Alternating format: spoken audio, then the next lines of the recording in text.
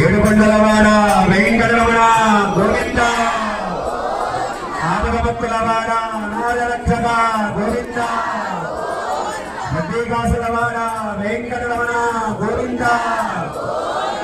ఈరోజు మనందరికీ కూడా చాలా పరమ పవిత్రమైనటువంటి శుభదినం, వైకుంఠ ఏకాదశి మహాపర్వదినం.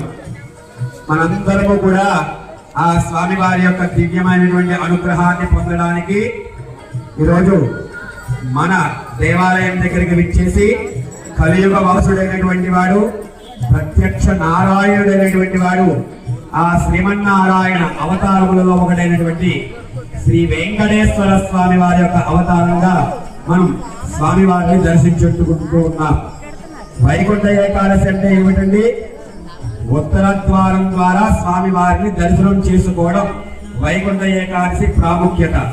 కానీ ఈ వైకుంఠ ఏకాదశి ఉత్తర ద్వారం ద్వారా ఎందుకు చెప్పారయ్యా అనంటే, మనకి స్వామివారి యోగ నిద్రలో ఉంటారు.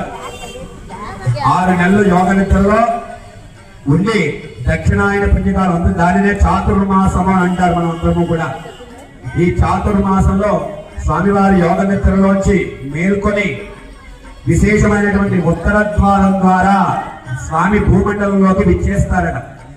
భూమండలంలోకి విచ్చేసేటప్పుడు ఆ 3 దేవతలందరూ కూడా, ఆఖరికి బ్రహ్మ విష్ణు మహేశ్వరుడు, అదే పార్వతీ పరమేశ్వరుడు, బ్రహ్మగారు, 3 దేవతలు అందరూ కూడా ఉత్తర ద్వారం ద్వారా ఆ స్వామి